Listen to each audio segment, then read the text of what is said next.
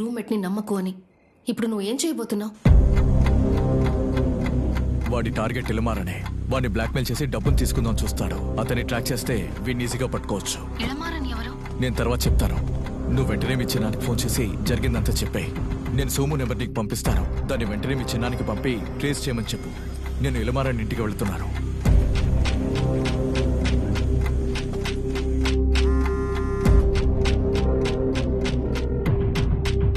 చూడు మనోజ్, సార్ కరెక్ట్గా చెక్ చేసి వచ్చేవాడిని అవన్నీ